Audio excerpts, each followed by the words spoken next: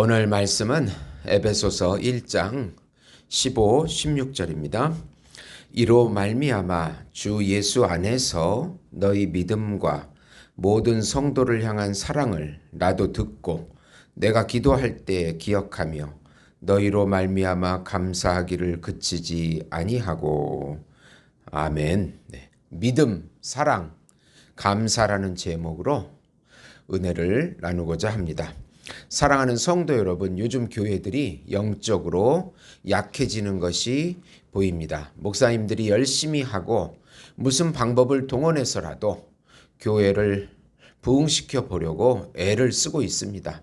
그러나 결과는 다소 참담할 정도입니다. 어느 신학교 교수님께서 이제 우리 한국교회는 부흥의 시대가 끝났다라고 말씀하시는 것을 들었습니다. 사실 저도 요즘 고민이 많습니다. 무엇이 문제일까? 근본적인 문제가 무엇일까? 바로 그 고민 때문입니다. 독일에는 루터교가 많습니다. 그런데 교회가 자꾸 쇠퇴하자 모여서 회의를 했습니다. 교회 안에 수영장을 만들면 많이 올 것이다 라고 논의했습니다. 이 해답은 사람을 끌어들이기에는 맞는 것 같은데 뭔가 교회와는 다소 어울리지 않는 해답일 것 같습니다. 부흥은 성령님의 역사입니다. 성령이 죄인인 사람들의 마음을 조명시켜서 자신의 죄악을 보고 예수님을 믿게 하는 것입니다. 성령이 역사하지 않으면 사람은 많이 모을지 몰라도 부흥이 아니라고 생각합니다. 오늘 이러한 문제의 해답은 바울을 통해서 선포되고 있습니다. 오늘 말씀의 핵심은 예수님을 향한 믿음, 성도를 향한 사랑, 감사의 기도를 꼭 잊지 말라는 내용입니다. 우선 교회 안에서 예수 안에 있는 믿음과 성도를 향한 사랑을 꼭 지켜라.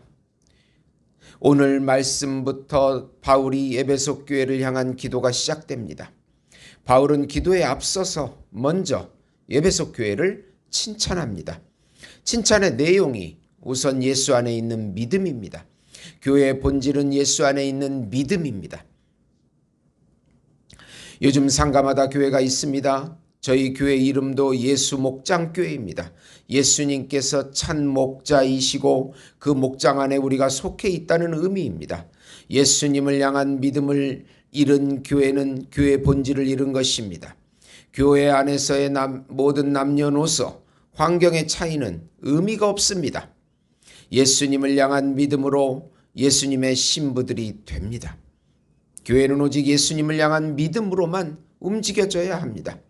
예수님께서 우리 교회를 인도하시고 우리들을 인도해 주십니다. 이것이 전부입니다.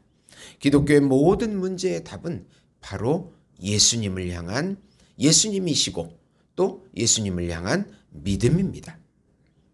예수만이 전부이며 우리의 모든 것입니다.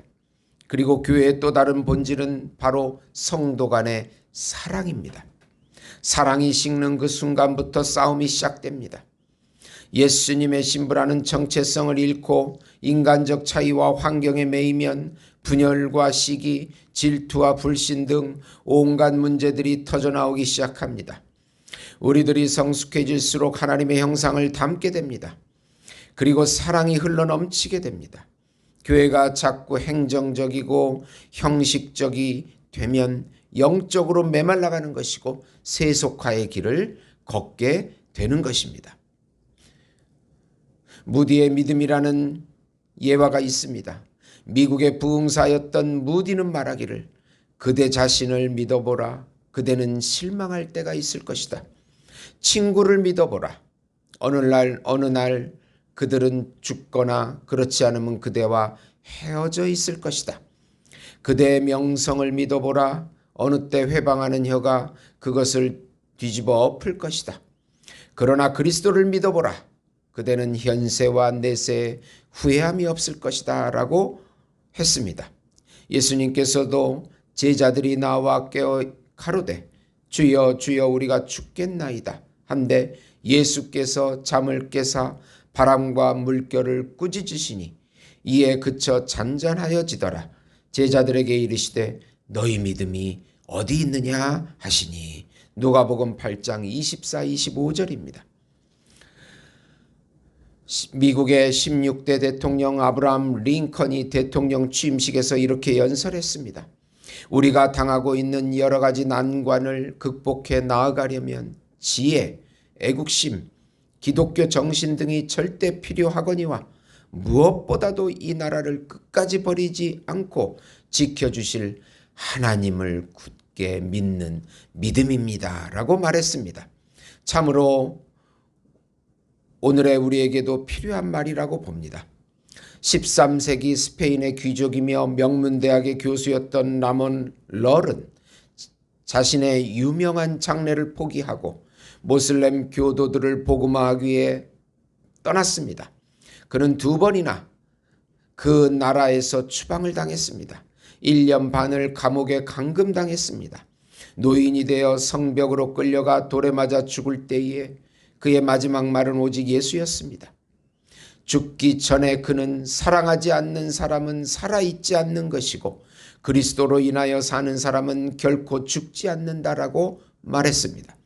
그는 그의 목사 안수식 때에 오 주 하나님, 당신께 나 자신, 나의 아내, 나의 자녀 그리고 나의 모든 소유를 드립니다 라고 말했으며 죽는 날까지 그리스도만을 향한 독점적인 사랑을 취소하지 않았습니다. 네덜란드에서 핍박이 심해질 때 게린드 뮬러는 믿음을 버리고 성경 읽기를 포기하지 않으면 화형당하게 될 것이라는 경고를 받았습니다. 그에게는 아내와 4 자녀가 있었습니다. 당신의 아내와 자녀를 사랑하는가? 라고 재판장이 물었습니다.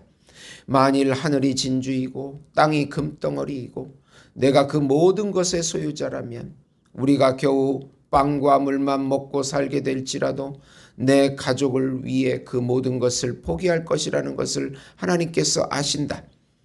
그러나 결단코 그리스도만은 포기할 수가 없다. 그는 교살되어 화장되었습니다.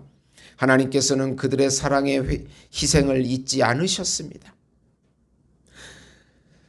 실상은 교회들이 예수님을 향한 믿음과 사랑을, 성도 간의 사랑을 잃어버린 것이 침체의 원인이지 않을까 생각됩니다.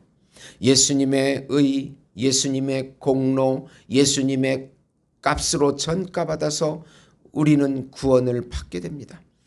예수님을 성인으로 모시고 가르침을 받는 자유주의가 아닙니다. 예수님의 제사함의 의와 부활의 의를 받아서 생명을 얻는 진리입니다. 예수님을 믿고 의지하지 않으면 기독교는 생명이 없는 것입니다. 예수님의 사랑을 받아서 이웃을 사랑할 힘을 얻습니다.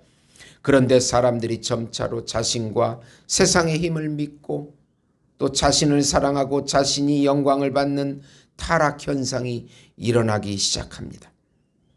예수님을 믿고 예수님을 사랑하는 데서 우리의 영적인 힘이 나옵니다. 성령의 역사가 나타납니다. 그런데 자신을 믿는 교만과 타락이 일어나면 기독교는 쇠퇴할 수밖에 없습니다. 그래서 바울은 예수님을 향한 믿음을 강조하고 있습니다.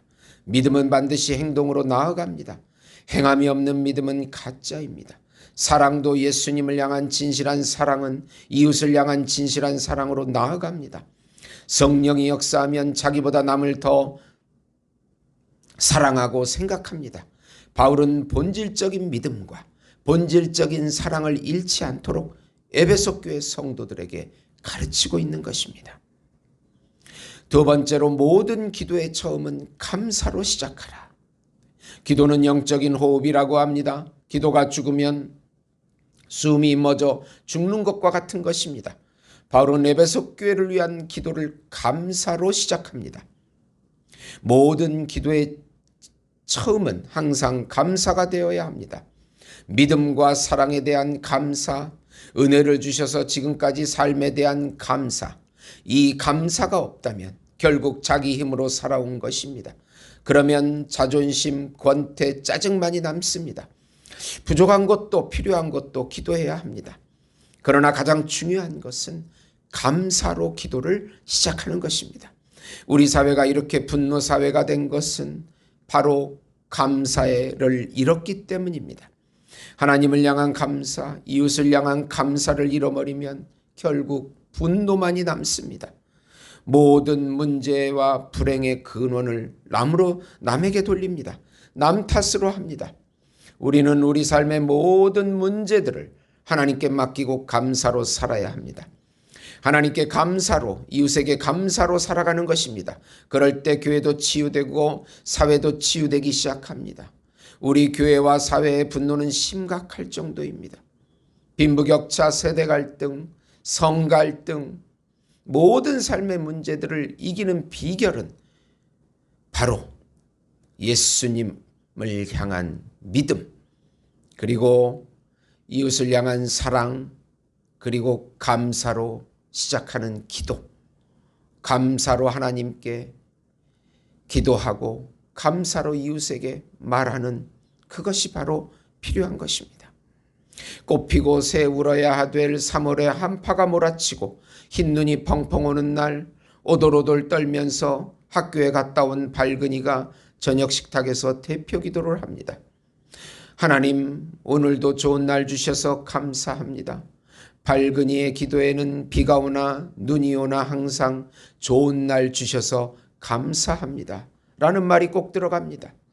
비가 오면 비가 와서 좋고, 눈이 오면 눈이 와서 좋고, 추우면 추워서 좋고, 더우면 더워서 좋고, 오늘이라는 하루가 나에게 주어졌다는 그 자체가 좋습니다. 우리에게 주어진 삶의 기간은 결코 길지 않습니다.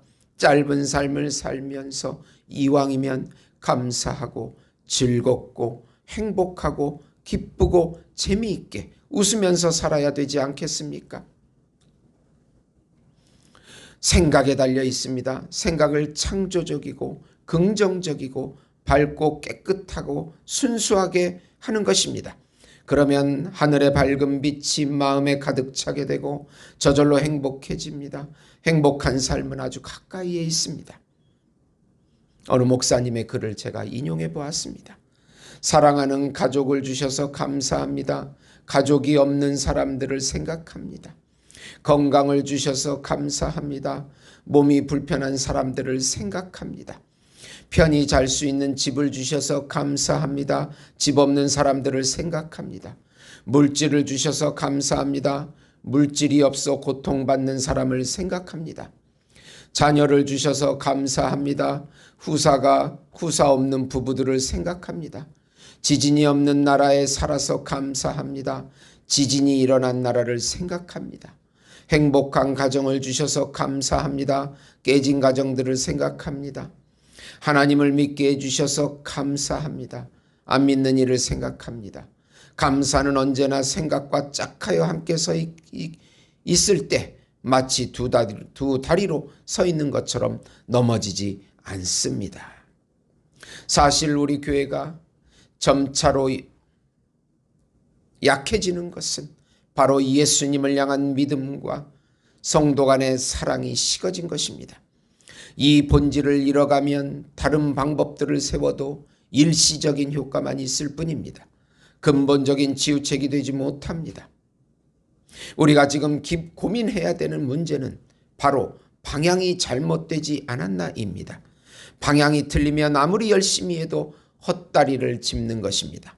하면 할수록 점차로 지쳐만 갑니다. 영적인 탈진입니다. 영적인 침체가 오게 됩니다. 이런 근본적인 질문을 하면서 다시 신앙을 회복해야 합니다. 참 믿음, 참 사랑, 참 감사, 참 기도를 회복해야 한국교회는 다시 일어설 수가 있을 것입니다. 참된 길을 다시 보게 해달라고 기도하면서 회개해야 합니다. 우리의 욕심과 탐욕을 신앙으로 착각하지 않는지 생각해야 합니다. 나의 확신을 믿음으로 착각하고 나의 사랑을 예수님의 사랑으로 착각하고 나의 기쁨을 감사로 착각하고 살지 않았는지를 돌이켜보고 회개하는 것입니다.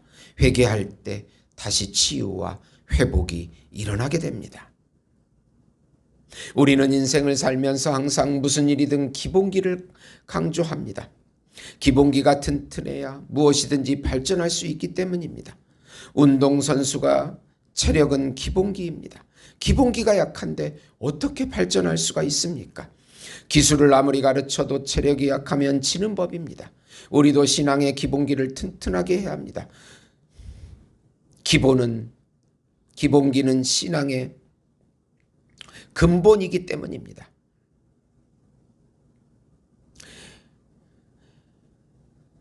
할 일이 없으면 체력이라도 단련하라는 말을 들은 적이 있습니다.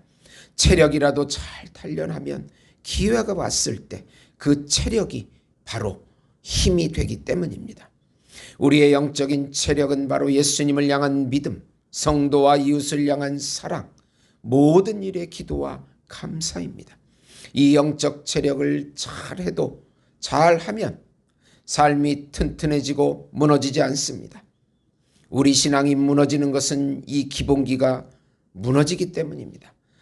사랑하는 성도 여러분, 항상 예수 안에서 영적 기본기를 충실히 단련해서 다시 우리 교회와 가정과 나라가 부흥하는 그 기적을 오늘부터 맛보시는 우리 예수목장교회 성도 여러분이 되시기를 예수님의 이름으로 축원드립니다. 하나님 아버지 감사합니다. 우리 영적 기본기를 단련하게 해주시옵소서. 예수님을 향한 믿음을 잃어버리지 않게 하시고 하나님과 이웃을 향한 사랑을 잃지 않게 하시고 또 하나님 감사의 기도를 잃지 않게 해주시옵소서. 매 순간마다 이 고백을 예수 이름으로 하게 해주시옵소서. 우리 나라를 불쌍히 여겨주시고 우리 교회를 불쌍히 여겨주시고 우리 가정을 불쌍히 여겨주시옵소서. 속히 통일이 되어 이북에 무너진 삼천교회가 재건되게 하시고 도교의 우상 문화가 무너지고 기독교 장례 문화가 정착되게 주시옵소서. 예수님의 이름으로 기도드리옵나이다. 아멘.